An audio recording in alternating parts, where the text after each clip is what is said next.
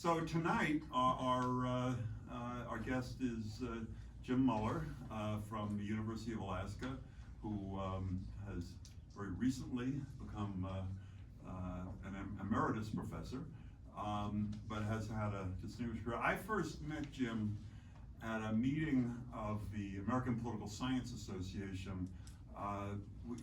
There was a little meeting in the morning that we both happened to be at for different reasons, and but it was a breakfast meeting, and we sat together at the same table. And before it started, we were chatting with each other and had a very friendly conversation. And then I went up to my hotel room and was going through the APSA is enormous, and it has all kinds of panels on all the time. And so I went through the catalog just to see what do I want to do today. And there was a panel in there which I had noticed before on politics and literature, which they have those at the APSA. But there was one of the three lectures. One was on Milton, and one was on somebody else, and one of them was on P.G. Wodehouse. Mm-hmm. Now, some of you, there might be a few people here who love P.G. Wodehouse as much as I do. I think he is the funniest writer ever of fiction. I don't think anybody's ever written fiction as consistently as funny as him, at least not in English. And and then I looked at it and said, oh, that's the guy that I had breakfast with. So I'm going to go to that panel. And I went down to the panel, and they had the other two papers. Then it was Jim's turn, and he comes up to the center with, there was a panel, they were setting up as a panel, and he had one of these big, thick briefcases that lawyers carry around in courtrooms, when they've got big corporate cases or something. And he opened it up, and he takes out a bottle of wine, and he takes out glasses for each of the members of the panel. He pours a glass of wine for each one of them, and then he says, my paper, he said, I'm writing a book on wine, women, and song in the fiction of P.G. Wodehouse, and that day's presentation was going to be about the wine. So he gave this talk, and I thought it was hilarious. And if you had walked in about 15 minutes into it, what you would have seen would have been, say, an audience of about 30. 5 of them, including me, are just rolling on the floor with laughter, and the other 25 are looking around and thinking, what is this? What's going on here? It was a very good incident. So that was easily enough for Jim and myself to become very close friends, which we have been ever since. I discovered that it wasn't just P.G. Wodehouse that we had in common. We liked a lot of the same writers. Abraham Lincoln, for example, some of you know is, I think, Abraham Lincoln, in my opinion, is the greatest writer of prose in the history of the English language, and Jim has a similar opinion. But his real passion in life, other than his family and that sort of thing, is Churchill, Winston Churchill, and I think he knows about as much about Churchill as anybody you're likely to run into. I think what he's particularly known for is editing editions of Churchill's writings. Churchill, as some of you know, won the Nobel Prize for Literature, so he was and as I sometimes say to students, unlike many others of the winners of the Nobel Prize for Literature, Churchill was actually a good writer. He was a really good writer. Jim, I think the magnum opus of his career probably is a project that was finished fairly recently. An edition of a book, which, unless you're really into Churchill, you've probably never heard of, but it's called The River War. It's a long book, and it's very important for various reasons, including the whole incident that he was a participant in this battle, and it was an important part of his life. He now is working on, and I think will be finishing fairly soon, an edition of a book called My Early Life, which is one of Churchill's better known books. It's about, as the name suggests, his life up until 1903, you said, for the most part, although there's a jump ahead for one reason. And it's a wonderful book. If you like to read something, if you just want something good to read, especially if you'd like an introduction to Churchill, read My Early Life. Wait till his edition comes out and then read it.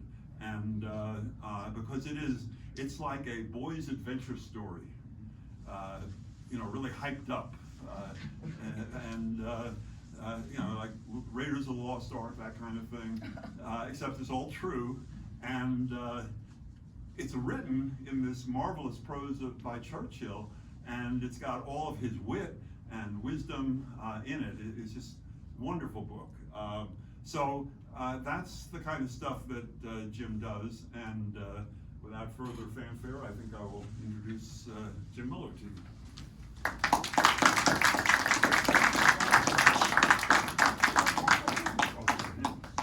This for you. Thank you very much, Dan. I think after that introduction, we should just ask you questions about Churchill. We could have a great evening. It's wonderful to be back here at UCLA, even though I was warned by Daniel last week that the university was closed. I'm glad it's open again. And the title of my lecture has been variously announced. I think Daniel told you it was called Thought and Action in the Career of Winston Churchill, and then he also told you it was called Churchill's Thoughts as Adventures. They're both good titles, I think, so either way you like. But Churchill had a label that he invented during World War II. And it was a label about this big, the size of a Post-it note, small one. But of course, they didn't have Post-it notes in those days, but it served something of the same function. It was a bright dark red, and then in black uppercase letters, it said, "Action this day." Oh.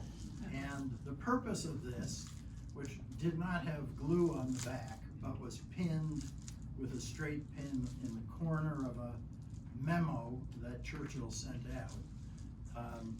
And these memos were called by people who worked for him prayers, because they often began with the word pray, as in, pray get me information on such and such, or whatever it was.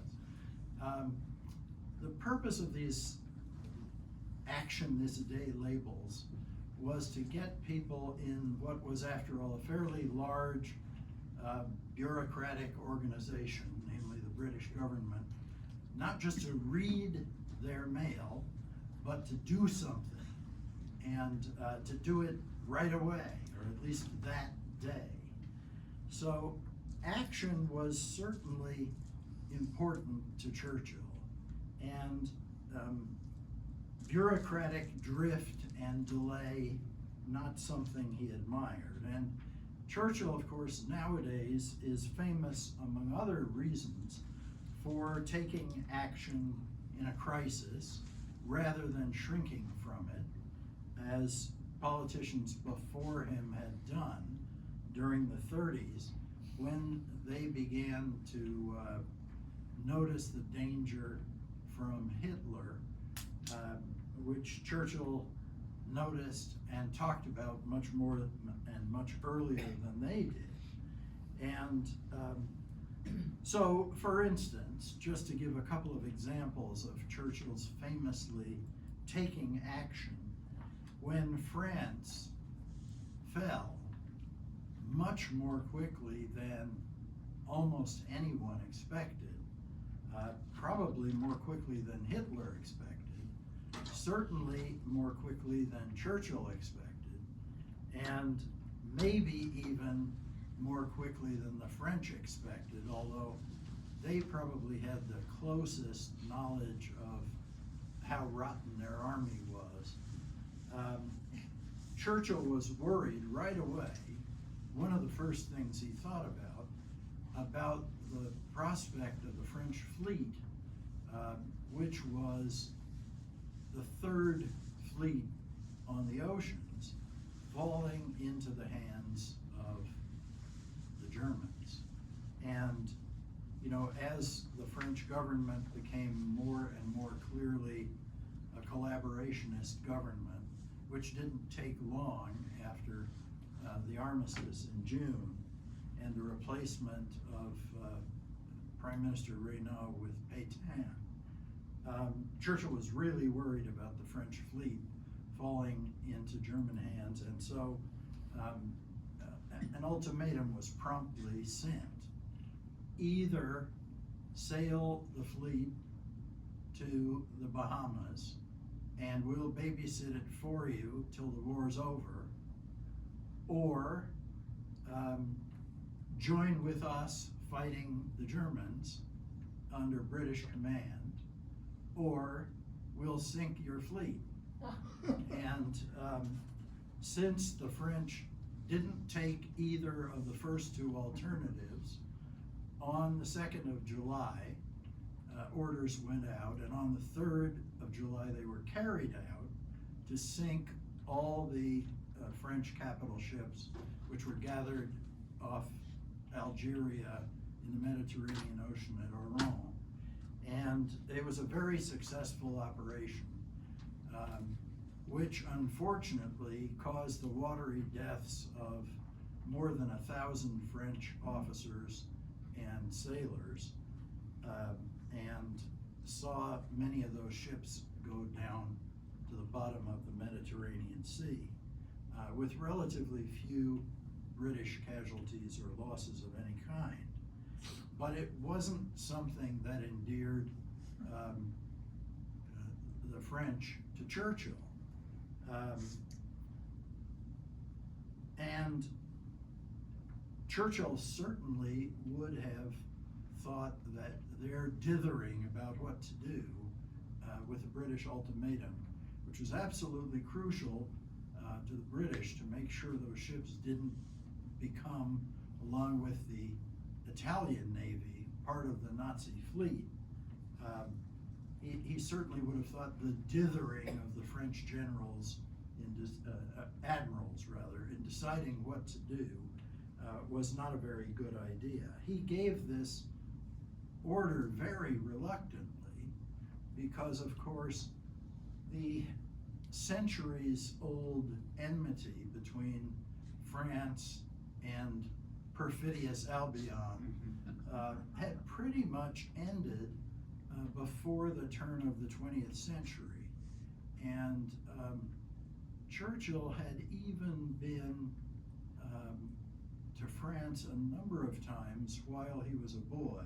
He had been wheeled up and down the Champs-Élysées in his baby pram, and had lots of connections with France, including trailing around the French Prime Minister when it was Clemenceau during World War I, when Churchill was Minister of Munitions. French was the only foreign language that he was really fluent in.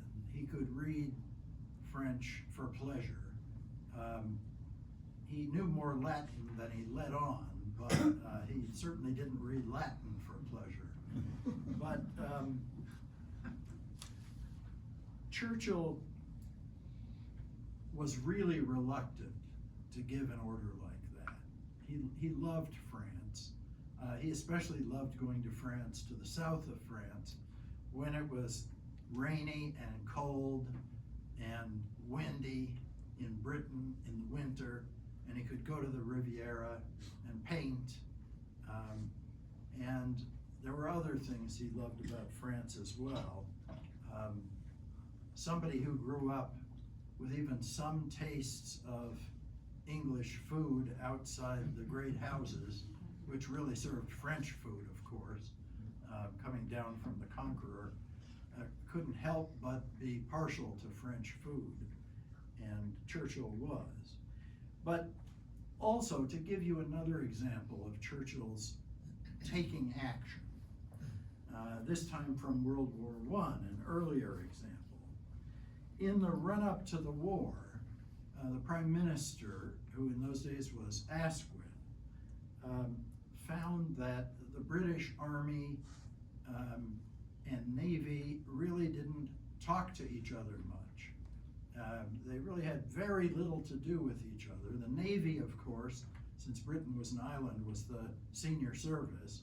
The Army was tiny, except in case of a big war, which there hadn't been since the Crimean War.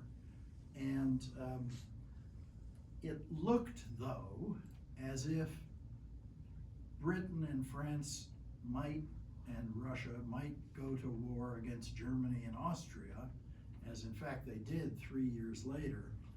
And Asquith wanted somebody with more energy and fewer prejudices to take on the position of First Lord of the Admiralty, which is the civilian cabinet minister who's head of the Navy. And he picked Churchill, despite the fact that he was quite young, to take that position. And he put all sorts of energy into it. He quickly changed the propulsion of the British ships from coal to oil, which was a huge change and involved, thinking about where Britain could safely and securely get oil for the ships rather than coal, as they had, used to propel the ships for generations. And also, he was very good at talking to the Army and trying to figure out how the Army and the Navy would collaborate, because he had been an Army officer when he was younger. And so even after Churchill lost his position as First Lord of the Admiralty, which he did because of another instance of his propensity for taking action rather than simply waiting to see what would happen, namely his launching of a second front in World War I at the Dardanelles, the attempt to do an end run around the stalemate on the Western Front by establishing a second front and going up through the Dardanelles to Constantinople and taking Constantinople when the Turks were allied with the Germans. Unfortunately, that didn't work, partly because the land campaign was still controlled by the Army, and after the naval campaign wasn't pushed fully, since Churchill was not Prime Minister, and the cabinet was less eager to make that succeed than he would have been, it turned into a land campaign, and that of course was run by the War Department, and they made a hash of it. And Churchill took the blame and lost his position as First Lord of the Admiralty. And he was stuck in a position as Chancellor of the Duchy of Lancaster, which was a minor cabinet post which had no responsibilities. And to put Churchill in a position with no responsibilities, which, by the way, was not a position that entitled him to membership in what was called the War Cabinet, left him, he said, feeling like he was a great sea beast, fished up too fast out of the depths and suffering from the bends. And he just hated watching people bungle the war and not having anything to say about it. And so he quit. And because he was still a territorial guard officer, something like being in the National Guard after you retire from active duty military, he put on his uniform as a lieutenant, or the British say lieutenant colonel, and went to France.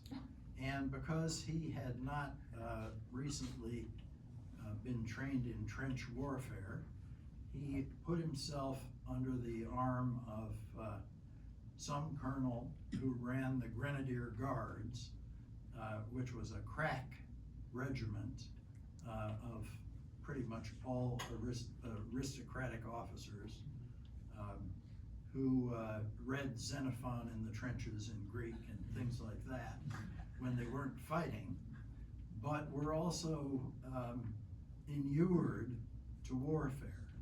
And Churchill had many experiences there, but the key thing was, even though they were kind of prejudiced against him because he was just a politician and he'd been brought in through political favoritism from their point of view, and he didn't know anything about war, even though he'd fought in 3 wars or 4 wars. Well, he'd observed 1 war, so he'd fought in 3 wars and been an observer in another on 3 continents before most of those soldiers had ever joined the army. They were suspicious of him, and especially when they got news that he had written his wife and asked her to send a few things like decent food, some tinned pate, and also his bathtub, and some other things he would have liked to have there in the trenches that weren't available, and his painting equipment, and so on. They thought, you know, what is this guy about? But it turned out what he was about was finding out what life in the trenches was really like, and how these soldiers, who really had a pretty awful time of it, wallowing in the mud in Flanders in the winter, could have their life made a little bit better. And so by the time he had had his breaking in and his training, they were actually sorry to see the guy go. Well, later there was a big inquest into what happened in the Dardanelles after the war was over. And of course, Churchill was blamed for everything that happened, even though he wasn't really responsible for the land campaign at all. But he said that was typical. People always seemed to blame him, and he figured it was because they knew he could take it. So, well,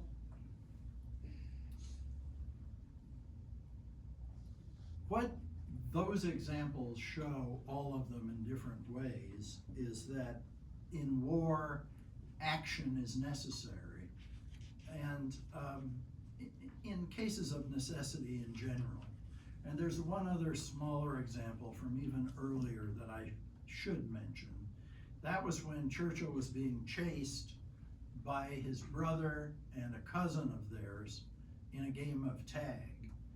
And it was on his aunt's estate on the Isle of Wight, which happened to have a sort of a big ravine, like one of these ravines in California that people are dumb enough to build houses on and then they collapse in the rain, you know? And this was a very deep ravine, and it had a bridge running across the top of it. And the British always have funny words for these things. It was called a chine. And so Churchill was the one who was it, and his brother and his cousin were trying to catch him. And somehow they trapped him when he was right in the middle of this bridge over the chine. And he didn't see a way to avoid having one of them tag him. But then he had an idea. And his idea was, if he jumped off the bridge into the chine, there were some fir trees that were growing out of it, and he could probably grab one of the limbs of them to slow down his fall and survive the jump. So he jumped. It was 19 feet, and he was knocked out. He was unconscious for several days. Very skilled doctors were called in, he had a ruptured kidney and a few broken bones and a few other things, and he eventually recovered, but he didn't get tagged. Most people would have just yeah, been content to lose the game. Well, Churchill tells that story and a number of other stories in this book that Daniel kindly mentioned, My Early Life, which, by the way, like many of Churchill's books, was published simultaneously in Britain and in America, but in the United States under a different title. In America, it was called A Roving Commission. So if you see that book, it's the same as My Early Life. And actually, My Early Life has A Roving Commission as a subtitle, and A Roving Commission has My Early Life as a subtitle. But in this autobiography, not in the chapter that describes Churchill's recklessness in the tag game, but in a chapter he calls Education in Bangalore, Churchill makes a remark that a man's life must be nailed to a cross either of thought or of action. And so I want to say a little something about what I think he meant by that. For those of you who haven't been to India, and I know some of you have because we were talking before the lecture started, Bangalore is a city in southern India, in the Tamil Nadu province, which now has a population about 3 times as big as the population of New York City. And it's the headquarters of India's very fast-growing high-tech industry. It's the center of the sort of Silicon Valley of India. But in those days, it was a very sleepy backwater, still, you know, a major city by Indian standards. And the reason Churchill was there was that his regiment was sent over there. And what happened was British regiments, which consisted of officers who were all aristocrats and enlisted men who were not, were sent to India fairly regularly to keep order and to make sure that things were peaceable and to look out for what the Russians were doing up north. And they were typically sent there for 9 to 14 years. And officers were usually given about 7 months leave to get their affairs in order before they moved to India for such a long time. And this is what happened to Churchill's regiment after he left the Royal Military College at Sandhurst. Churchill never intended to spend anything near 9 to 14 years in India. He was ambitious. His father had been a politician, had risen to be Chancellor of the Exchequer, which is a very high political office in Britain, had a meteoric career because he picked a fight with the Prime Minister, Lord Salisbury, and therefore became the only Chancellor of the Exchequer who never had time to present a budget. In other words, he served for less than a year because, surprisingly to him, the Prime Minister won the fight and fired him, and that is, accepted his resignation, much to his surprise and shock, and never appointed him to anything ever again.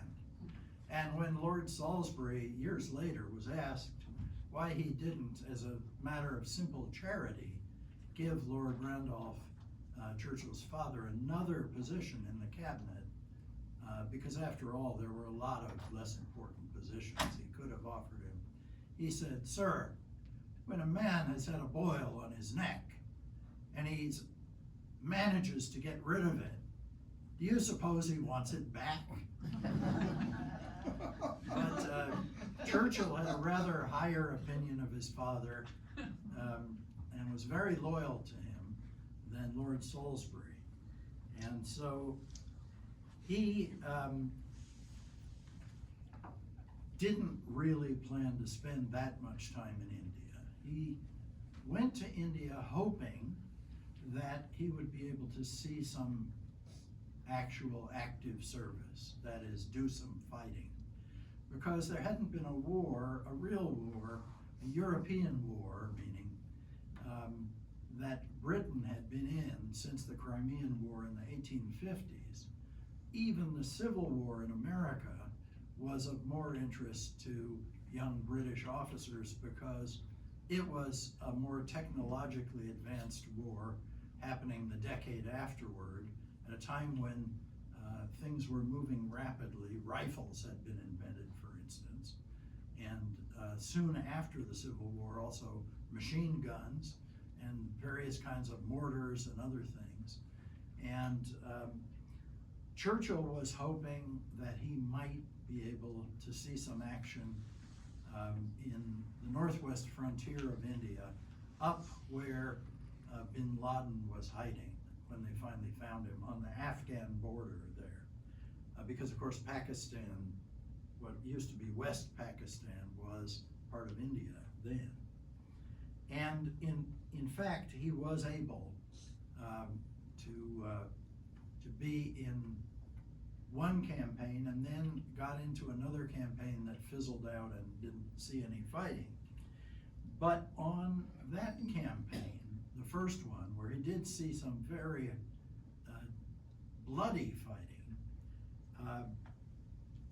he had arranged, because military officers weren't paid much in those days, and his father, as the third son of the Duke of Marlborough, didn't inherit the family fortune or the castle or anything. So he needed to earn money. He had arranged to write dispatches, newspaper dispatches, to one of the London papers, and also for an Indian newspaper, the Allahabad Pioneer. And these dispatches were well written. Churchill had always been a good writer at school, and they were widely read. And this prime minister I mentioned, Lord Salisbury, actually read some of them and then decided to read the book that Churchill wrote in about 8 weeks, using his dispatches as raw material about the fighting on the Northwest frontier, which he called The Story of the Malakand Field Force. That Malakand was the part of India up in the mountains, the foothills of the Himalayas, where the fighting had taken place. And the Prime Minister happened to read that book, and he decided he'd like to meet this young whippersnapper who wrote it. So Churchill happened to be in London then, and he went to see the Prime Minister, and he actually talked him into letting him go to his next campaign in the Sudan. Despite the fact that the commanding officer, Lord Kitchener, had specifically decided he didn't want Churchill along because he hated the idea of a military officer who doubled as a war correspondent, and particularly if he wrote well and was willing to criticize his commanding officer, as Kitchener feared Churchill would, with good reason, because Churchill, after managing to get to the campaign against the commanding officer's opposition, did write about Kitchener and did criticize him, because he wrote dispatches there. But this practice he followed when he was a young man of looking for active service, which was rare in the British Army. For instance, later in the Sudan, he served with a regiment called the 21st Lancers, or their nickname was the 20 Worst Dancers. And they had never, despite the fact they had been in being for several hundred years, they had never been in a battle before the Battle of Omdurman, where Churchill was in a cavalry charge with them, which he wrote about in the second book he published. That was the one Professor Lowenstein mentioned, The River War, in 2 volumes, a much more ambitious book. And Churchill was so ambitious as a writer that he resigned from the army so that he would be perfectly free to criticize Kitchener without fear or favor and say exactly what he thought about everything, which he did. Now, this fact that Churchill was a writer has been noticed by people who blunder into used bookstores in the kinds of towns, usually college towns, that still have good used bookstores. Places like Westwood or Cambridge, Mass, or places like that. And they'll see books by Winston Churchill. But you have to be careful when you see books by Winston Churchill, because there used to be an American guy named Winston Churchill who was about as famous as a writer of novels as Stephen King is today, say. Although a little bit higher toned, I have to say. And a little bit more serious of human being, because he actually had been a congressman. He ran for governor of Massachusetts, even though he was really a New Hampshireman, but he wasn't elected. But he was elected to the US House of Representatives. And our Winston Churchill, the Brit, met him the first time he came to America as a lecturer, which was the second time he came. The first time he came just on his way to Cuba to observe the Spanish army hopelessly trying to suppress the insurrection in Cuba. But the second time, he had recently escaped from the Boers in South Africa, which was his last war he was in before he was elected to Parliament at the age of 25. And that was a bigger war. And it was a war against white people, the Boers, who were, Dutch by descent, though there were a lot of black people on both sides in that war in South Africa. But Churchill became really famous for the first time in his own right, not just as the son of a fairly famous politician, because in addition to being the highest paid British war correspondent there, by then he had covered 3 different wars, and his writings were popular. He got captured by the Boers, and he was thrown into the slammer in a school in Pretoria, which they turned into a prison for the officers. And he hadn't been there for an hour before he was busy trying to figure out how to escape. And he found out there were a bunch of guys there, including somebody who wasn't an officer but was pretending to be one. But the others were officers. There were a bunch of them there who were trying to escape, and they had plans.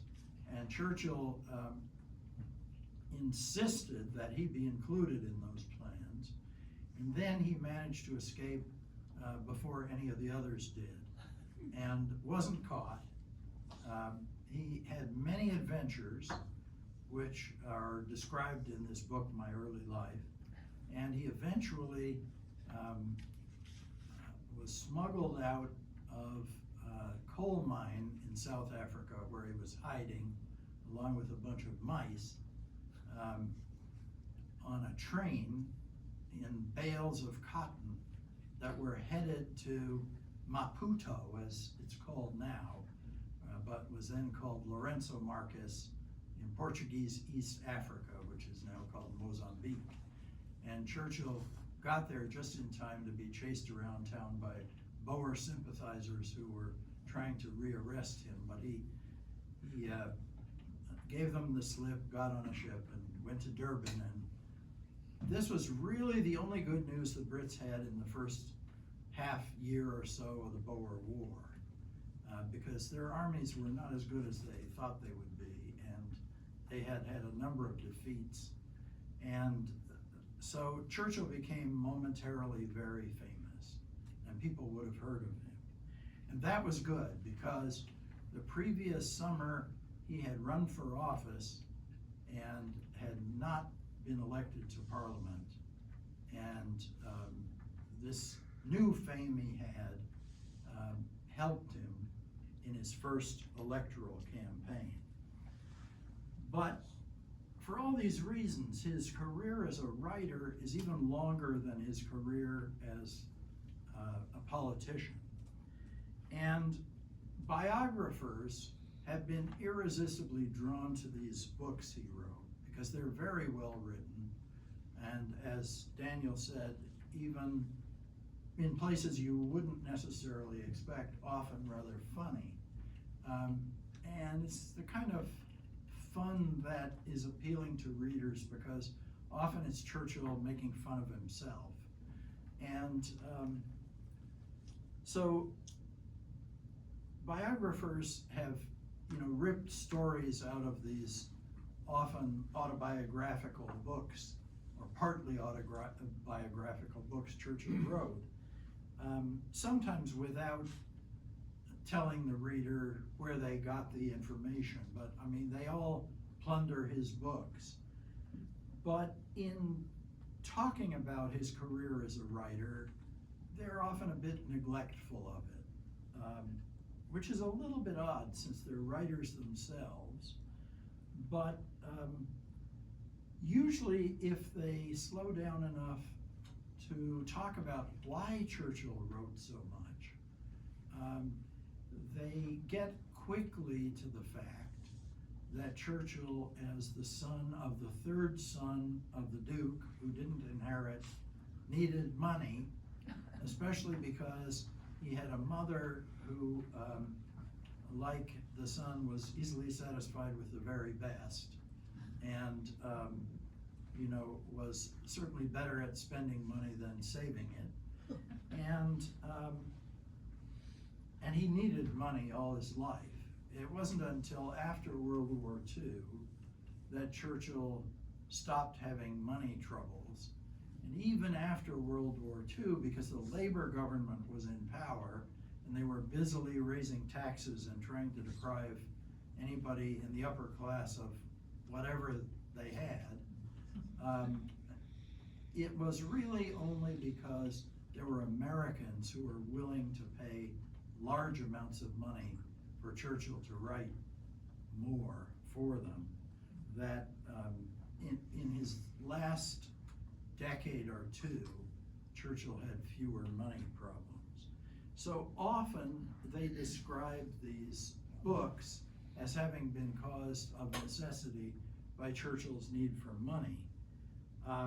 And it's true that Churchill said that only a blockhead writes for anything but money, which means that in a university audience, you're probably looking at a bunch of blockheads, including blockhead number one. But Churchill was proud of the fact that he managed to support himself and his family in the style he wanted them to be accustomed to by his pen. Because for one thing, in those days when he first became a member of Parliament, members of Parliament were not paid. You had to be a cabinet minister to have a salary. And it was just expected that if you were a member of Parliament, well, you'd have private wealth to take care of little things like clothing and food and shelter and whatever you were expected to stand up in the house and so on. I don't think, though, that that's a very adequate account of Churchill's motive for writing at all. And even people who, emphasize more than I think is fair the idea that Churchill wrote for money, admit that he wrote, especially at the beginning, to put his name before the public, you know, to make a name for himself, to help him get ready to run for office, to advance his political career. And of course, politicians often do write books. The two most common kinds of books politicians write, autobiographies and books of their speeches, are the kinds of books that have often been written by politicians. And usually they're not very good. Often they're ghost written. Usually they're very forgettable and forgotten. And publishers are increasingly reluctant to publish them. Often they have to be published by vanity presses because they don't make any money for anyone. And Churchill wrote both those kinds of books, only his were not poorly written, they were not ghost written, and they did make money, and people still read them. But certainly that is another reason for Churchill's writing. A third reason, which a number of biographers and other people who've written about Churchill have emphasized why he wrote these books, was self-defense. In other words, if someone blamed the Dardanelles on him, and he didn't think that was fair, if he wrote a series of 6 volumes on World War I called The World Crisis, and the whole second volume was about the Dardanelles campaign, and was a defense of what he did, that would help his reputation. And certainly there's some truth to that as well. And another motive that you sometimes see biographers and others who write about Churchill acknowledging for his writing was he wanted to persuade people who read the books of certain things. And so he wanted to make an argument. And I think there's no question that all of his books were written with that kind of generous as opposed to selfish motive. In other words, he was trying to give people a better understanding of something which would enable them to make better choices or to be better citizens or something like that. That was certainly a motive behind almost everything he wrote, and even behind what he didn't say. In the last volume of the 6, not of his World War I, but of his World War II memoirs, he was remarkably gentle to Dwight D. Eisenhower, the commander-in-chief at D-Day, because Eisenhower happened to be president of the United States when the book came out. And Churchill was prime minister of Britain, and it was very important to keep that firmly in mind in terms of what went into the book, what didn't, how everything was described, etc. So you can understand that. He was a politician. He wrote politically. And yet, I think all those motives for writing, and it's interesting that Churchill's books weren't written, they were written mostly and almost universally in English, of course, by him, though occasionally you find something in a foreign language in them.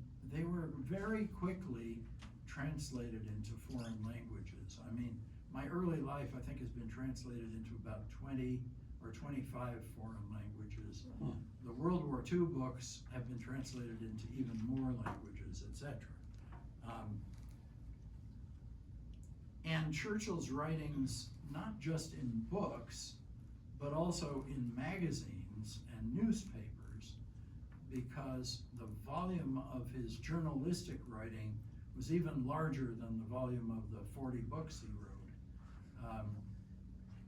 The complete bibliography of everything we can find that Churchill ever published was put together by Ronald Cohen, a Canadian attorney and scholar. And it's 3 volumes that are each about this fat, of more than 1,000 pages each, listing tens of thousands of journalistic things Churchill wrote. And he would typically write them late at night, after dinner, dictating them in the 30s, the 20s and 30s and 40s to secretaries who were on duty late at night with their special noiseless typewriters, typing up everything he said. And then it was all set in type in London and brought back to Chartwell the next day so he could edit it, because Churchill had learned that feature of good writing that students who learn are hugely benefited by, namely that however well you write, it can be improved tremendously by going over it and editing it and making it even better. And he did that so energetically and thoroughly that publishers always had to kind of pull it out of his fist before it could be published. But I think really the key reason for Churchill's writing was a little bit simpler than any of the ones I've mentioned, and that was Churchill was curious. He wanted to understand things.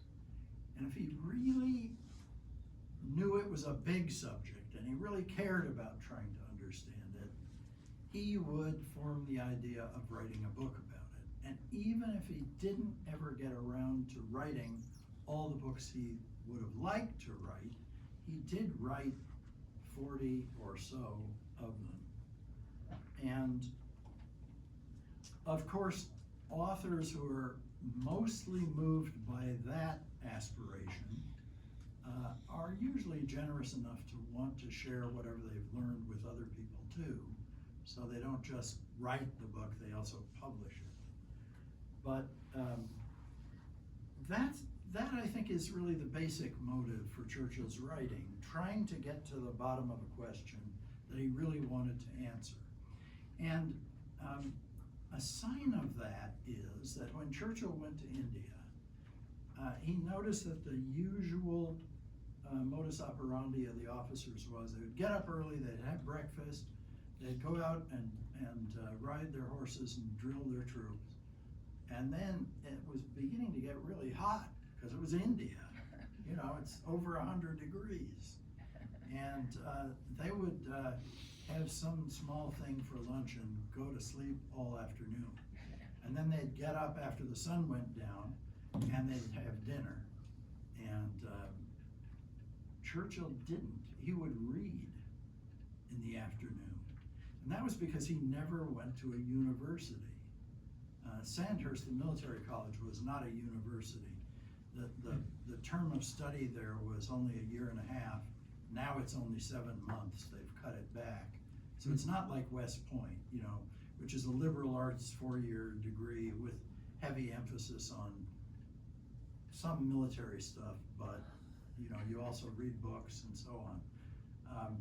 Churchill loved the curriculum at Sandhurst because, you know, he learned how to ride a horse, and they taught him to blow up bridges and read maps and all sorts of things he enjoyed finding out how to do. But he realized he'd heard of Socrates, and he really didn't know who he was exactly, and you know, he was very interested in British history, but he didn't know that much about it. And he read all these books that people still read in good liberal arts colleges when he was in India. And one attribute he had, which he inherited from his father, by the way, was an amazing memory. If Churchill had once read something, he usually never forgot it. And this was a bit of an embarrassment to his teachers when he was growing up, because if they quoted Shakespeare roughly, Churchill would often put up his hand and correct the quotation, as he remembered it better, which didn't always endear him to them. But Churchill admired his father when he was a teenager, and in those days, they didn't have YouTube or even TV, let alone all the resources of TikTok and everything. And so people got their amusement by reading the newspapers. And they actually used to publish his father's speeches verbatim in the papers because they were so funny and sarcastic.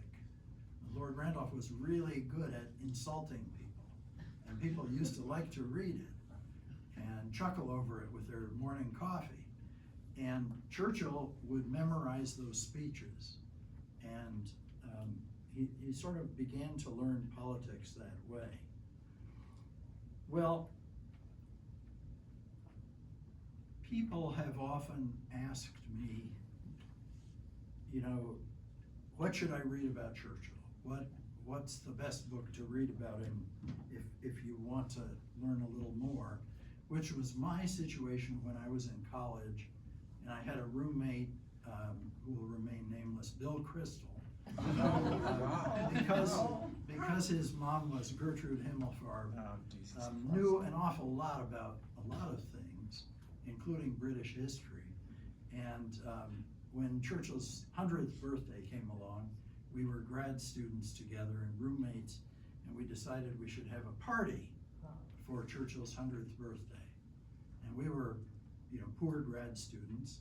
So I went to the Navy PX, which I was allowed to go to because my dad was a naval officer, and bought some vodka, because I was over 18, which was the age then, and some tomato juice. And when our friends came, we said, what'll it be? Bloody Mary? And that's all we had. And then we listened to a record for the benefit of the younger people. That's one of these round things that we used to listen to things on, of Edward R. Murrow, the famous reporter during the Second World War, who reported from London, narrating excerpts from Churchill's speeches. And after that, I decided I should read something of Churchill's. So, but let me answer the question I raised a minute ago. If you want to learn more about Churchill, what should you read? In terms of things that are written about him, there is the official biography, which was begun by his son Randolph, but though Randolph worked hard and wrote 2 volumes of it before he died 3 years after his father died, he was only up to about 1908 or 9 in Churchill's career when he died after writing the first 2 volumes. And so one of his research assistants, Martin Gilbert, was given the job of continuing this official biography. And Martin, by then Sir Martin Gilbert, finished it in 8 volumes, all of which were longer than the first 2, in 1988, I believe. And then there were also these so-called companion volumes, which had letters and memos and other kinds of interesting information that sort of fleshed out what was in the main volumes, the 8 main volumes. And those were not at all completed. And in particular, they hadn't got to World War II, or they had just, Martin was behind on those. And when he died, only, I think the first volume or the second on World War II had been finished. But now Larry Arnn, who's president of Hillsdale College and was a CMC grad student under Harry Jaffa, finished those companion volumes with a team of researchers at Hillsdale. So we now have the complete official biography of Churchill. It's the longest book ever written about anyone, 31 volumes, and Hillsdale sells it for a very reasonable price, given how many volumes there are. But I think you'd have to kiss goodbye to about 2 years of your life if you started reading it and just sort of kept at it really diligently. So I don't know that I can recommend that, but Gilbert also, late in life, before he died, wrote a 1-volume biography of Churchill, which, though it's about 1,000 pages, is quite good. I can recommend that. And he also wrote a book called In Search of Churchill, which was about his discovery of what Churchill was like and doing the research of for his book. And I have to say, I mean, he was diligent. I went over to his apartment one time when I was in London for a few weeks and doing Churchill research. And the first thing he did before he answered any of the questions I had was he said, I don't like to let a day go by without working on the official biography. And so, yes, I'll answer your questions over dinner, but right now you're going to help me on the companion volumes. And we went to, where he had his little files, one file for each day of Churchill's life, and started going through the material he had and deciding what would go into the volumes and how and all that stuff. So he did work hard. Recently, Andrew Roberts, who, despite the fact that he's fairly recently been named Lord Roberts of Belgravia and is now in the House of Lords, has written biographies of Napoleon, George III, and other important people, wrote this big biography of Churchill, which is very good. I can recommend that. And there's some other shorter biographies in 1 volume too. There's one by Paul Addison, which is very good, and another one by a guy named Jeffrey Best. So those are all good, and I think there are about 1,100 books, the last time somebody counted, written about Churchill. Some of them very specialized.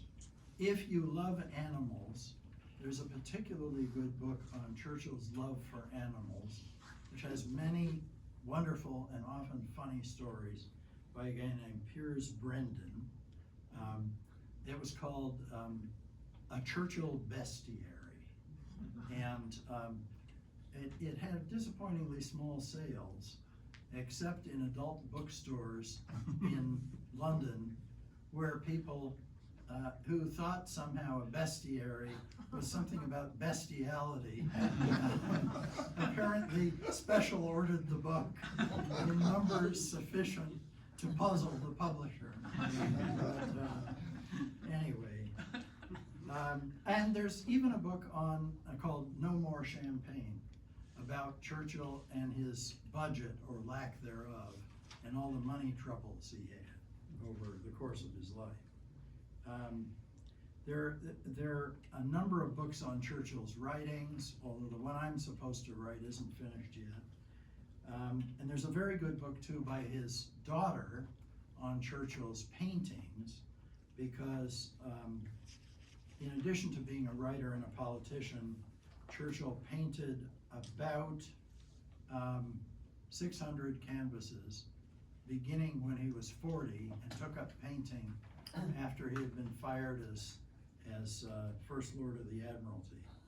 And that's an interesting part of his life too, but not one I have time to talk about. Let me just conclude, because I don't want to go on too long, and maybe I have already. And I'm very much looking forward to trying to answer whatever questions you might have about Churchill, because that's always the most fun part of the evening for me. I just want to mention, well, to please my publishers, I have to at least mention the Churchill books I've edited, in case you want to read some of those. And I do honestly think that that's a better introduction to Churchill. I mean, to read Churchill's books than any of these biographies, although I really like a number of those. Daniel kindly mentioned the River War book, which St. Augustine's Press published, but that's a very big book. It was 1,000 pages, has lots of colored maps. It's all printed in 2 colors. It's expensive. So you might not want to start with that. Besides, it's about a war in the Sudan that you might not have ever heard of against dervishes. But this book, which St. Augustine's Press in South Bend, Indiana, is also publishing, My Early Life. What I've done there, which I've done for all the ones of his books I've edited, is to add a lot of notes identifying people and places and references and things that might be obscure to 21st century readers. So those are all at the bottom of the page, and you can ignore them or learn from them, but I certainly enjoyed doing the detective work to write them. And then there are 2 other books I've published that are out of print because the publisher gave up the ghost. Thoughts and Adventures, which is a book of essays he wrote in the 30s, published in 1932. But that's still available in a Rosetta electronic edition. And if you look hard, sometimes you can find it for $2.99, so that's pretty good. And also available only in the Rosetta edition right now is Churchill's book from later in the 30s, Great Contemporaries, which has his short character sketches of lots of people, most of whom he knew. So those books, Thoughts and Adventures and Great Contemporaries, are both interesting to read.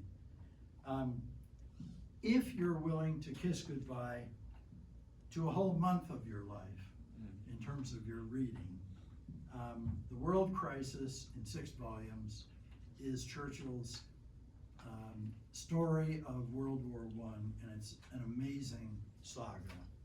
The Second World War, which probably many of you have seen in your parents' house, or for those of you who are younger, your grandparents' house, because it was a Book of the Month Club selection in 6 volumes. That's a wonderful story with many funny stories in it too. The History of the English-Speaking Peoples, on the other hand, is only 4 volumes. Or there's the book that I think is Churchill's greatest masterpiece of writing, his 4-volume biography of his ancestor, the first Duke of Marlborough, the man who beat the armies of Louis XIV 4 times in great battles and many other times, and never lost a battle against Louis XIV, even though no one had ever beaten him before. And Churchill very much admired him and very much learned from him, and spent much of the 30s when he was out of office as a cabinet minister writing that book. So I want to end by just mentioning very briefly some characteristics of Churchill's writings. First of all his books in one way or another take up practical questions. So they're not just scholarly books. All of his books somehow or other are concerned with politics. All of his books are nonfiction, except the first one he started, which was the 4th one he published, was called a novel, Savrola. And I'm busy trying to complete the edition that someone else had carried forward very far before he suddenly died, of that book, Savrola, his first novel and only novel. His books have a lot of humor. They are full of beautiful English prose.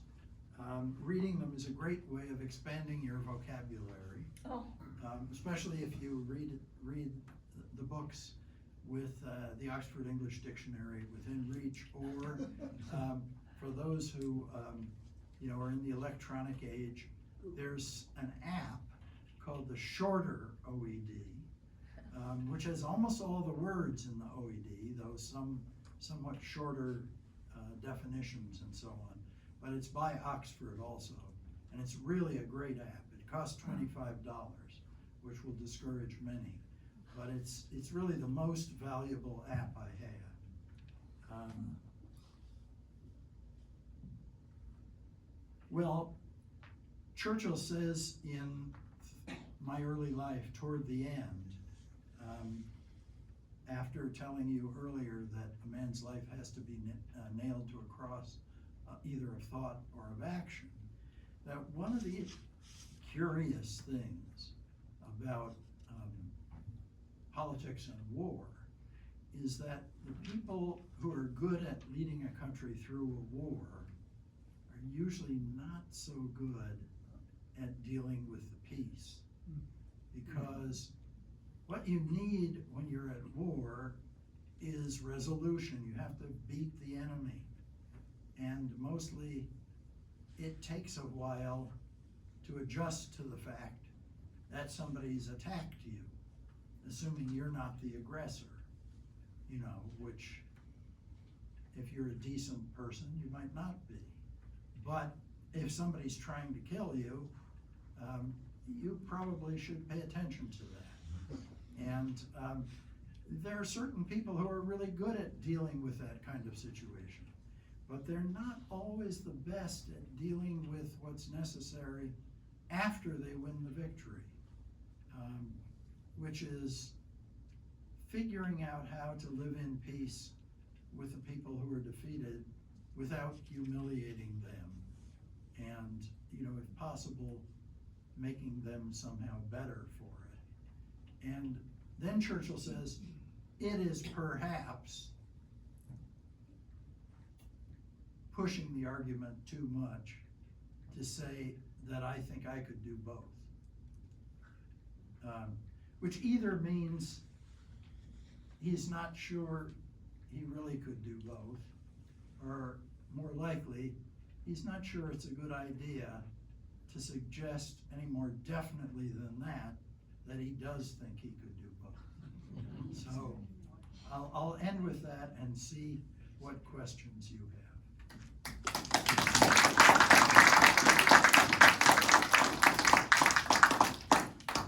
Yes?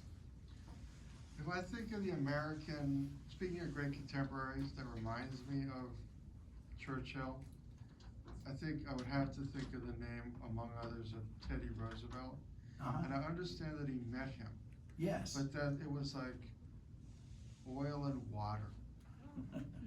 I was just wondering what that was like and why do you think that was the case? Yeah, it's interesting. I've read a number of Theodore Roosevelt's books, and they're mostly about hunting and shooting, a lot of them in South Africa. Not South Africa, South America. And when Churchill met Roosevelt, he was governor of New York, and the second time he met him, he had just become vice president, and he also met him after he became president. And those who have speculated on why Roosevelt didn't like Churchill, it wasn't so much that Churchill didn't like Roosevelt. I mean, he was much younger, but Roosevelt got the idea that he didn't like Churchill, and they mostly said it was because Churchill was too much like him. But I don't know whether that's true, because I don't know Teddy Roosevelt as well, but it does seem to me there are a lot of similarities. And Churchill was not in any way a shrinking violet. And he also, tact was not his strong suit, for a couple of reasons. One of which was he didn't like to lie. I'll give you an example. Late in life, after World War II, he was being introduced by a bishop in the Guildhall, I think, in London, when he was giving a speech in the 50s. And the bishop, praised him in various ways, and among other things, said he was a pillar of the Church of England. And Churchill turned bright red when he said that. And then Churchill got up and he said, he thanked the bishop for his warm introduction and so on. He said he didn't really think he would describe himself quite that way. And he admitted that, when he was at Harrow School as a boy for 4 years, he had to go to church 3 times a day. And after that, he thought probably his church attendance had been pretty well confined to weddings, christenings, and funerals. But he said, I do support the Church of England from the outside, maybe not like a pillar, but like a flying buttress. I'm not sure the bishop was very happy with that. The audience thought it was funny. But yeah, there's a Churchillian named Craig Horne who has some kind of political career in North Carolina, who is a big fan of Teddy Roosevelt and has been thinking about this question. I once went to Roosevelt's townhouse in New York, which is in lower Manhattan, not very lower, but kind of around Washington Park area. And it's interesting how much it is like, the house where Churchill grew up, or one of the houses where Churchill's family lived in when he was growing up in London. So, yes. I think I heard you say he didn't rest in the afternoon, he read. Yes. What kind of stuff did he read? Okay. He tells us some of the books he read in India in my early life. He read some philosophy books like Plato's Republic and Aristotle's Nicomachean Ethics and Politics, though after he read the Nicomachean Ethics, somebody asked him what he thought of it, and he said, Aristotle had some really good ideas. I'd even thought of some of them myself.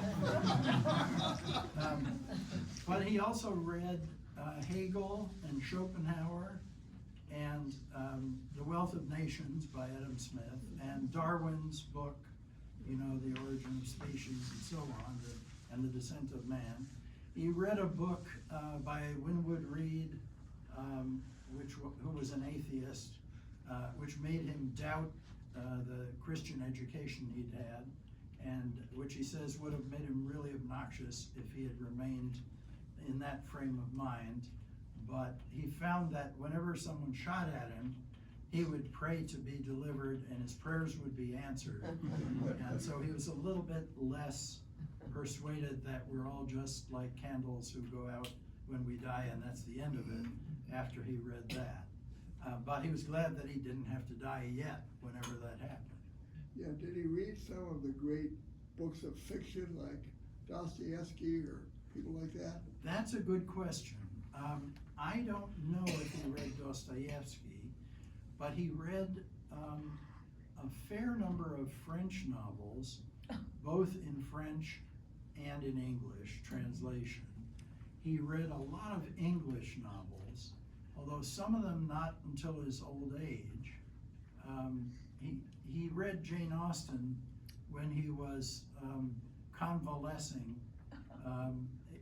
in his 70s and 80s, after he had pneumonia and some other things, or had bits of it read to him, and he really enjoyed those books, but rather late in life. He also read Macaulay and Jonathan Swift. And Jonathan Swift made him mad because he was a great critic of Marlborough, as was Macaulay. And it was partly because he had read those criticisms of his ancestor that he decided to write the biography of Marlborough, to rescue his ancestor from their criticisms. But in some ways, the most surprising thing he did was he told his mother, as soon as he got to India, I want you to send me the last 100 years of the annual register, which is like the congressional record that has the records of everything that's said in Parliament. And his mother checked it out and found out he was asking for something that was gigantic, and so she only sent him about, I don't know, 10 or 15 years of the annual record. But he actually read it, and he took notes on the speeches, and even tried to explain what he would have said if he had had to give a speech about a number of those issues that had come up during his father's time in Parliament, which was kind of amazing. I mean, imagine, an ambitious young guy, who knows from an early age that he wants to be president in the US, like Bill Clinton, reading,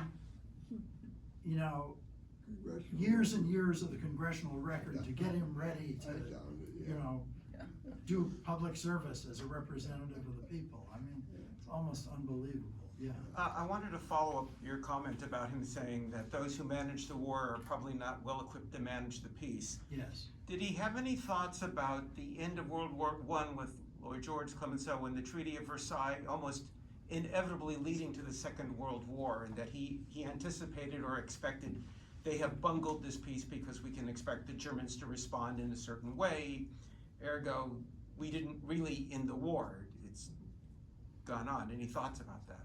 At the beginning of his Second World War memoirs, in the first volume called The Gathering Storm, Churchill talks about the period in between the wars and says it's not really a period in between the wars, because this is really a 30 years war. And it really is just a break in the war. So that's sort of the extreme yes answer to your question.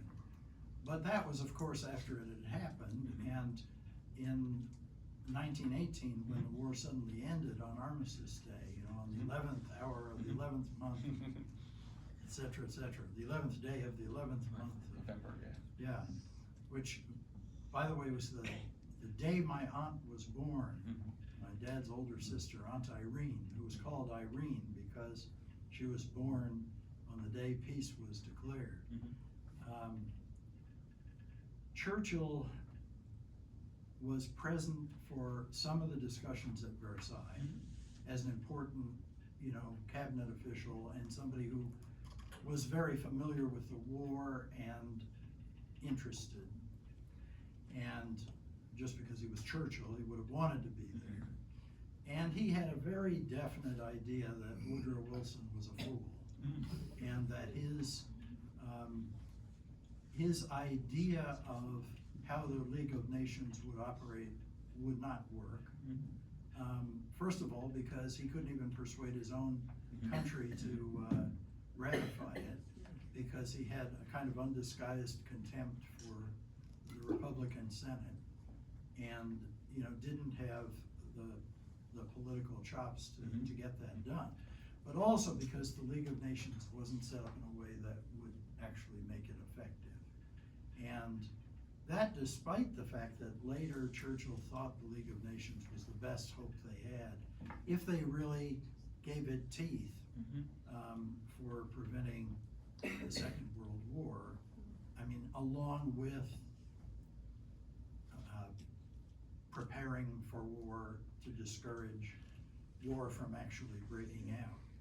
Because part of Churchill's argument is that there was a lot more controversy in Germany about whether to follow Hitler, and a lot more doubt even in Hitler's mind about whether he would succeed, until he sort of found that, you know, suddenly all he had to do was push and things would yield. And of course, that wasn't what Churchill thought should happen. Was he did he have a relationship with members of the Cliveden set? Did he know that world well and saw that storm gathering there as well? Yeah. He sensed that. Well, I mean, he and Lady Astor were, I mean, and that relationship, which led to various jokes and contests of words and insults between him and Lady Astor, was one part of it. But yeah, I mean, more seriously, during the 30s, one of the reasons Churchill was kept out of office, even though his party, the Tories, organized the government for a good part of that decade, was that people thought he was too hostile to the Germans. And they thought that right up until until the time when they sort of realized everyone was going to have to become real hostile to the Germans soon, because a war was soon going to break out. Yes. I know this is an enormous question, but can you just say a word or two about his relationship with Franklin Roosevelt? Maybe just a thing or two? Yeah, one of the things people say about Churchill's relation to Roosevelt is that Churchill wooed Roosevelt for years the way a young man woos the person he wants to marry. Now, Churchill didn't start out very well, in that Roosevelt was Assistant Secretary of the Navy and came to London fairly soon after World War I, and Churchill met him, but he forgot that he had met him. And so when they met again, as soon as it was evident that Churchill didn't remember, Roosevelt very obtrusively reminded him of that meeting, and Churchill was very embarrassed, because he had planned the meeting, which took place on a warship off the coast of Newfoundland. It was the famous Atlantic summit between them, which produced a document which was carefully hammered out to sort of compromise between all men are created equal and we're not necessarily going to break up the British Empire completely right away, sort of thing. And you know, they specifically sang hymns that people from both countries would know, like Onward Christian Soldiers and others, and so on. The relationship between them grew partly because Roosevelt, when Churchill became First Lord of the Admiralty again during World War II, and that was when Germany invaded Poland, which was September 1st of 1939, which is when World War II began in Europe, which of course is much earlier than we usually think of the war beginning, because we didn't get into it till later. Soon after that, Roosevelt wrote to Churchill, signing his letter, former naval person, and said, you and I ought to keep in close touch. And Churchill responded to it, you know, in much the way he responded to Lord Salisbury's invitation to come talk about his book. You know, will a duck swim? You bet I'll keep in touch with you. He had in fact sent Roosevelt each of the 4 volumes of his Marlborough biography inscribed as soon as they were published. and Roosevelt had sent him thank you notes from at least a couple of them. Not clear he read any of them, who knows? He wasn't that much of a reader, but, and then, of course, Churchill sort of invited himself to America immediately after Pearl Harbor happened. And it's not at all clear that Roosevelt really wanted him there then, but it worked out okay because Churchill gave a good speech, you know, to Congress on Boxing Day, the day after Christmas. You know, said if his mother had been born British and his father American, instead of the other way around, he might have gotten here to Congress on his own, you know, and that sort of thing, and everyone laughed. But in fact, that visit, which was one of a number of visits he made to the White House or to Hyde Park, where Roosevelt spent the summers, or other places with Roosevelt, to the summits in Quebec twice, and also at Tehran later, and Casablanca in between. They got to know each other pretty well. And Churchill thought it was very important that British and American war planners, you know, generals and admirals and people who were really running the war, got to know each other and made friends, and they did. But he tried to make friends with Roosevelt. Of course, one of the famous incidents was in the White House when Churchill, Churchill loved to take baths, and he often spent much of the morning in his tub.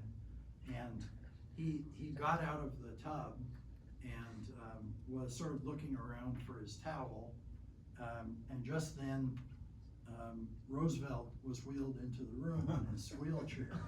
And you know, Roosevelt was brought up in such a way that he was incredibly embarrassed to suddenly see this man naked, you know, and he immediately was turning his wheelchair around to go back and was apologizing, and Churchill said, "No, the Prime Minister of Britain has nothing to hide from the President." What a great line. This gentleman had a question. I so wanted to thank you for still teaching about this old, canceled, colonial Caucasian. I hope you'll continue with that. And since Churchill was a man of action, neither a fan of Nazism, Islam, or Marxism, how would he be reacting to UCLA's and the University of California's professors and administrators promoting and perpetuating and paying for global Nazi jihad? Well, let me answer that in two different ways, okay? One way is, I was lucky enough to get to know Churchill's daughter pretty well, his youngest daughter. He had 4 children. He had 5 actually, but one died of septicemia at age 2. So, but the other 4, you know, lived to adulthood, and the one I knew, who was the youngest, Mary, died in 2014, and you know, lived into her late 80s, and she was remarkably like her father, even as far as liking Paul Roger champagne and smoking cigars. I'm willing to drink Paul Roger champagne. I draw the line at cigars. But I learned a lot from her example. I saw her in a lot of public meetings, and one of the things she had a habit of doing, if some professor got up and said, if Churchill were here, here's what he would say about Brexit. And she would get up right in the middle of the meeting and say, how do you know? So I'm a little bit reluctant to answer, only because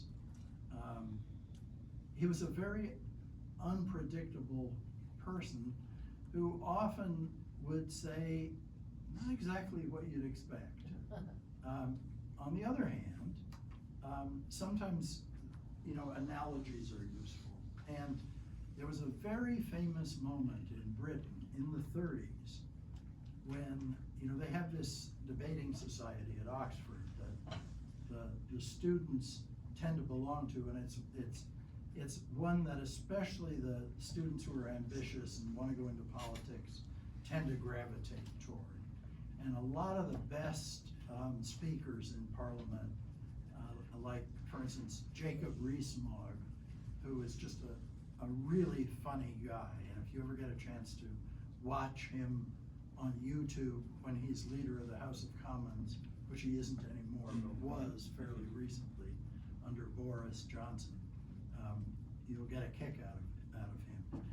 But anyway, those people were debating a resolution that said, we will not fight for king or country.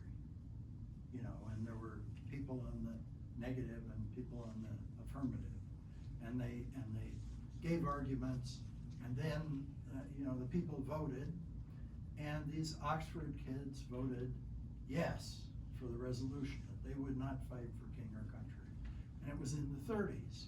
And Churchill mentions in The Gathering Storm that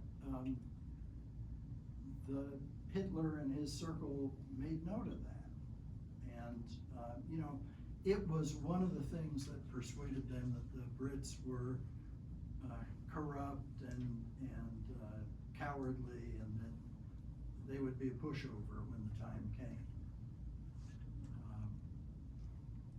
So maybe that's a sort of a slight answer to your question. I would be more willing to say something about the similar situation at my alma mater, where I understand the new president who replaced the unfortunate plagiarist who was shown up and had to resign her position when that was sort of fully understood, recently agreed with these people in some encampment there that their concerns and their wish for the university to divest of anything they could find that was connected to Israel should all be considered again by the Harvard Corporation or whoever runs that inscrutable place, and that they would carefully consider their. And then he also said that anybody who had been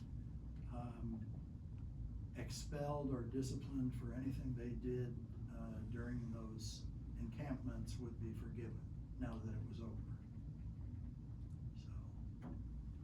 So that's why I wore the Israel and U.S. lapel buttons.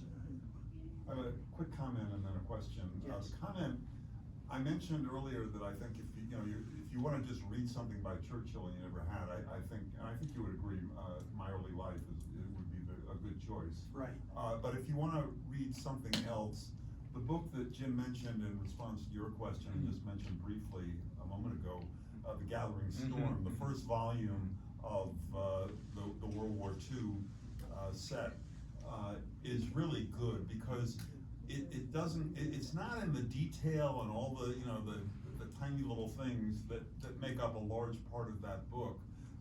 It's a much more general treatment of that fascinating period between the two wars, and he had a very distinctive and to me at least when I read it, in some parts of it, surprising view. For example, he thinks a huge mistake was breaking up the Austro-Hungarian Empire, and he gives a reason. So I think that's a good choice for a second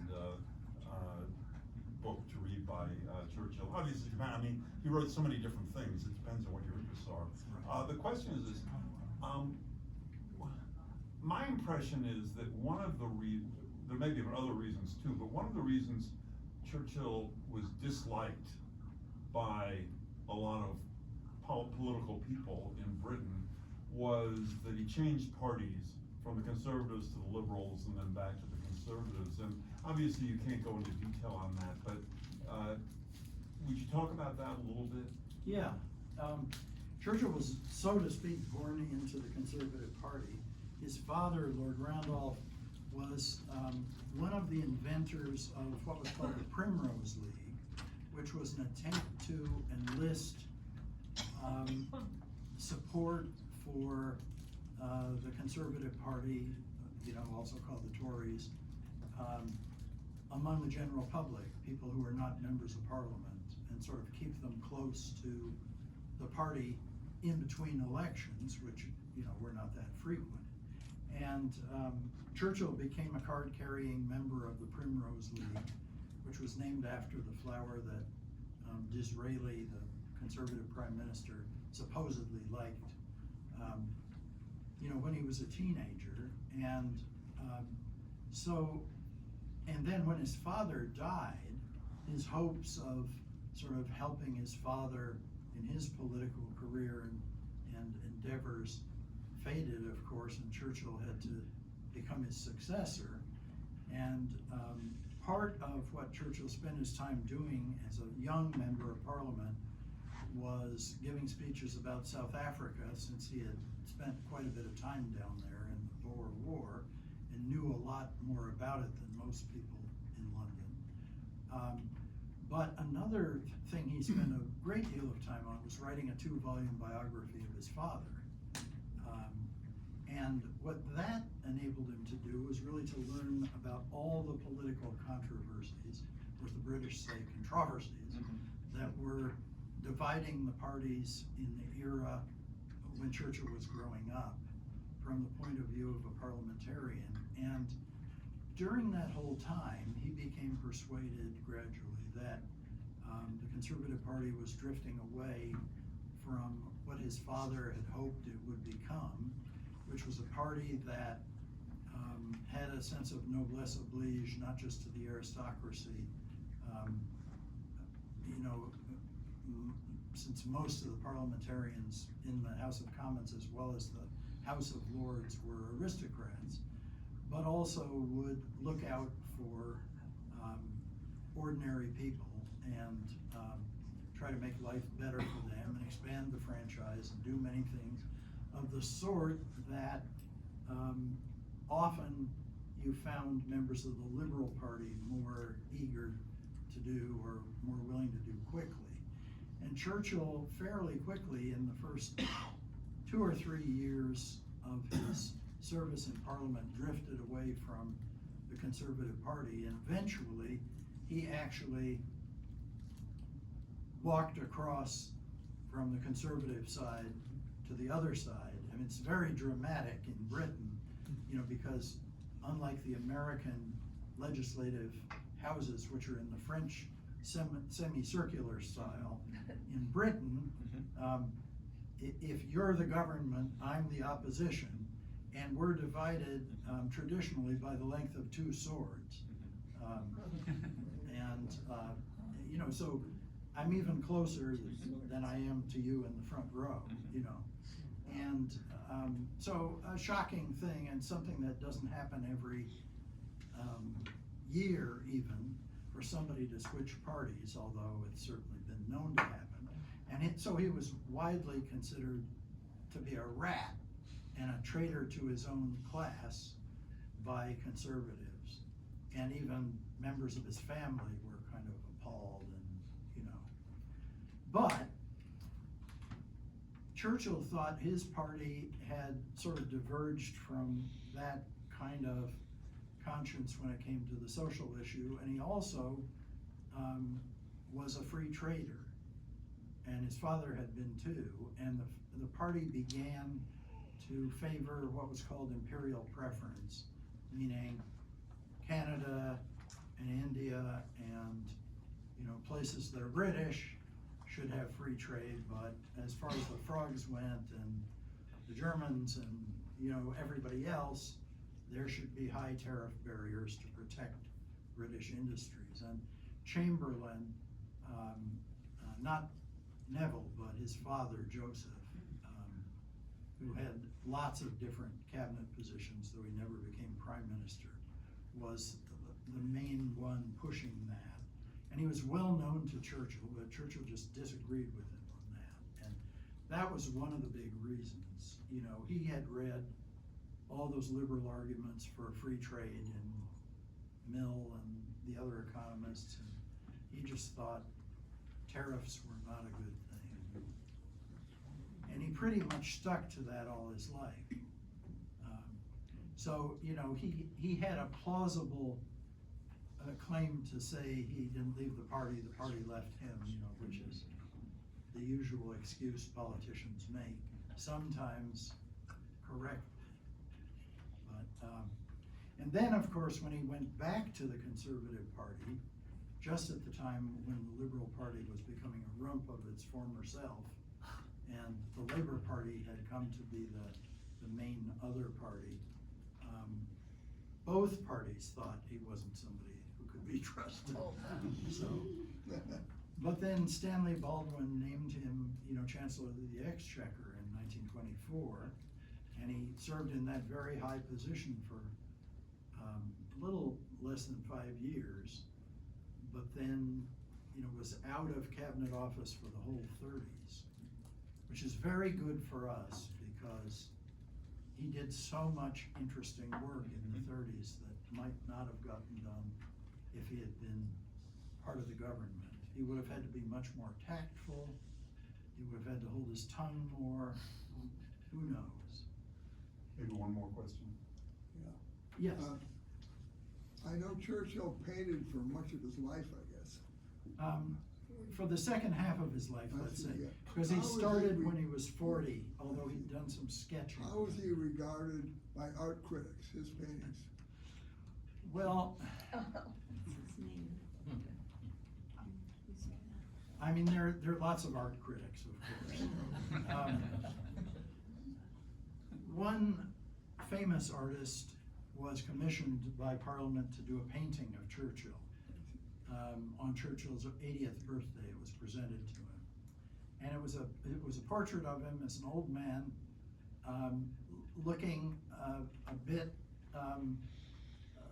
well, a bit like Joe Biden does sometimes when he walks away from election. But painted in green and yellow shades. And Churchill took one look at this thing when they presented it to him with all ceremony at his 80th birthday party in Parliament. Said it's certainly an interesting example of modern art. His wife hated it and gave orders to somebody that it be burned, which it was. There are pictures of it though, so you can see what it looked like. It wasn't flattering, let's put it that way. But Churchill was modest about his painting. You know, he said he was just an amateur painter. He was really struck by the tremendous power of memory that you had to have to be a great painter. Because even if you were there and saw what it was you were painting,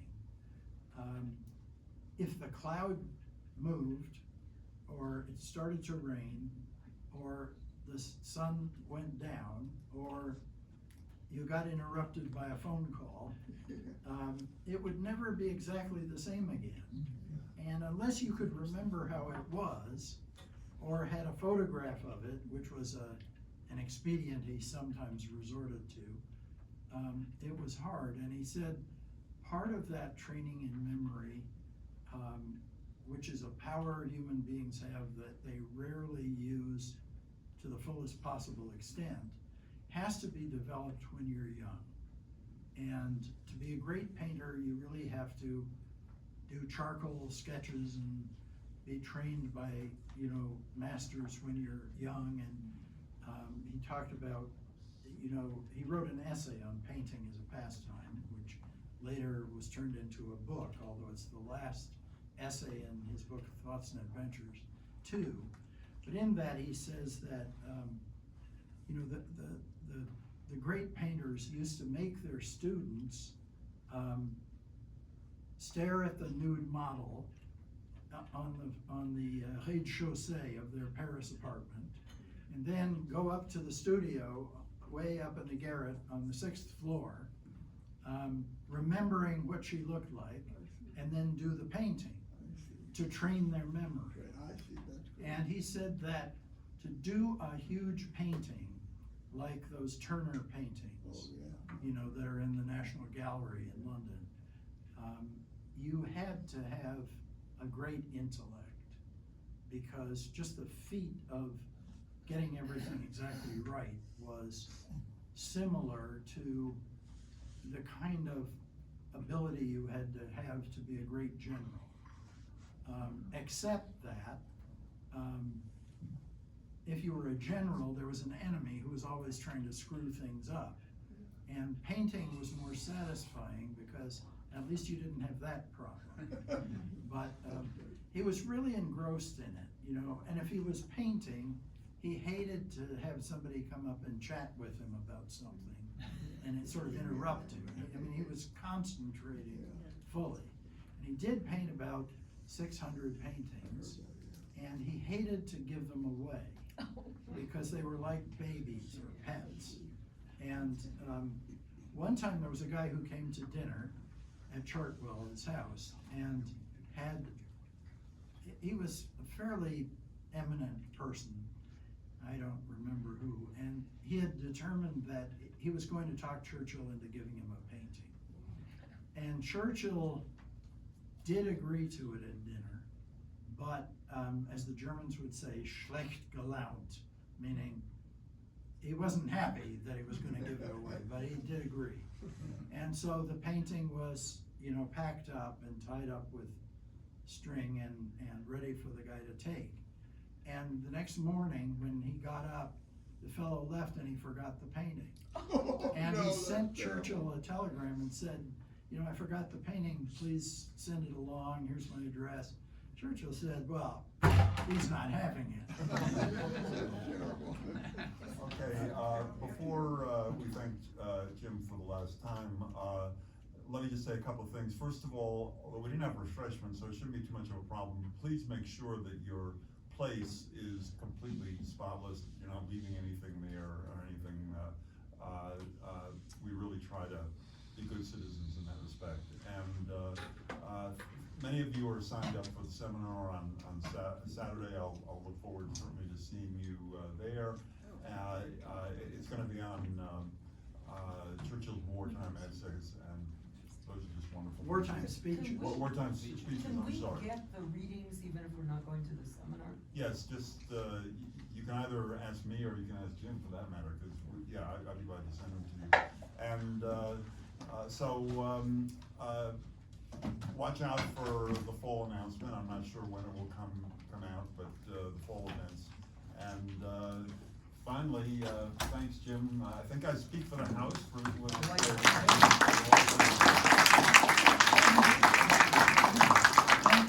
Thank you for your good questions.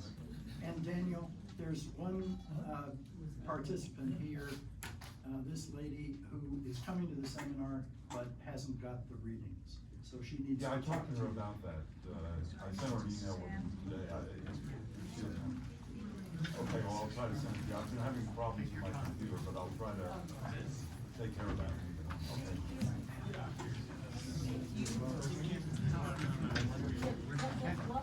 Okay. Oh, Hey, man. I came. Yeah, I was good. Yeah, he's good. He's good.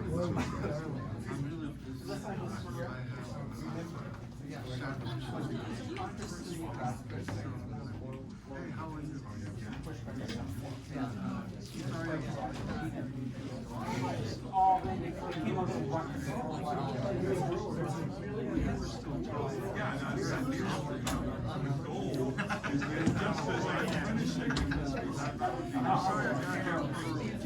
I'm sorry I got here. Yeah. There's a great documentary of him with Robert Shaw. Churchill had this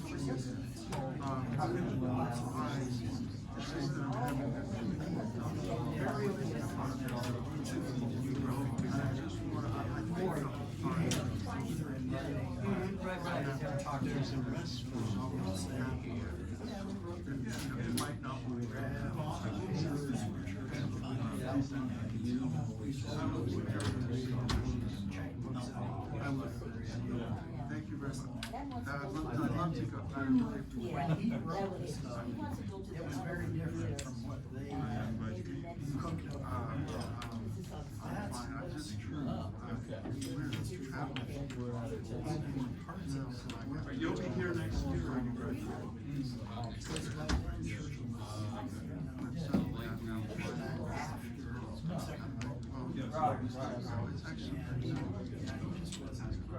Physically feeble or fatigued, yeah. So, there are very few other cases like world crises. World War I. There's a book on the aftermath, which is the second to last. She's been trying to get to Oxford.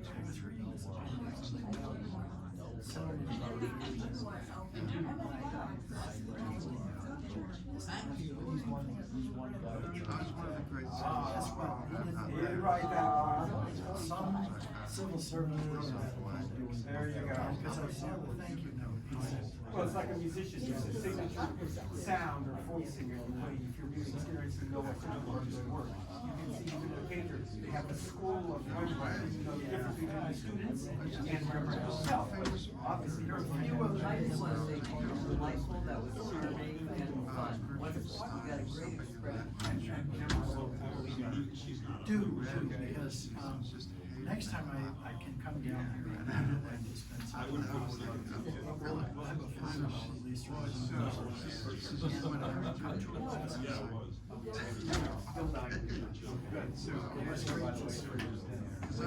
thought since I'm going to use the. Thank you. Very complimentary. I would only finally, the next time you come to Professor Muller has back, give a lecture on what it's like to teach. I mean, I said, like, what's going on there? I mean, is Sarah Palin one of your graduates?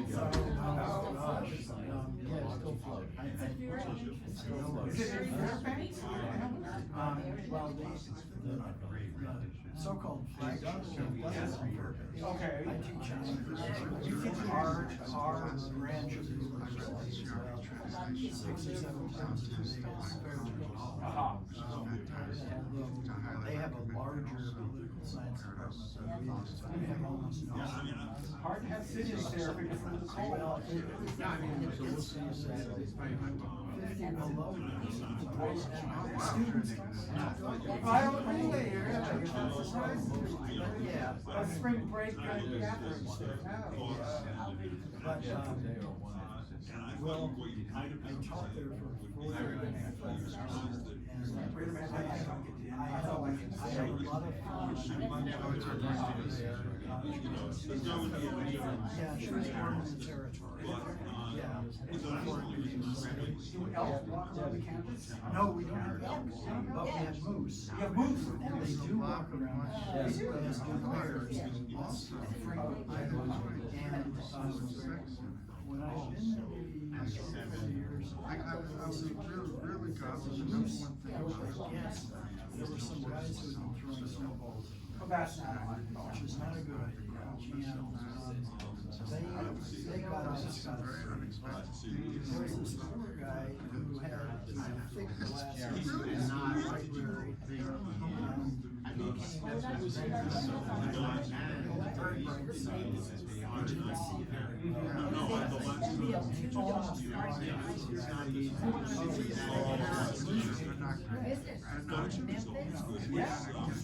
Yes. Most of the guys had been Right. And antagonized. So that's No, but what was you know, in some ways it was a lot of fun. It It was a new. So it's got, it's the language and it's the content, but it's also. Oh, how is that? Is that nice? Yourself, how you make the That's a shame. Market wrapped in souvenirs. Is that wood labor? How was Mother's Day? That doesn't happen. A lot of things kind of fall off. Stop. Now it's back down to one. We had some kids in my As I see me, people have been gone for a while.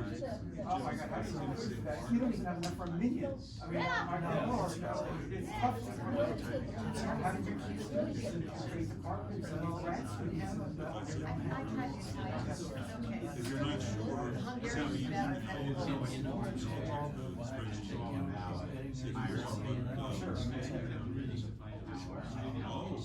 that was fun.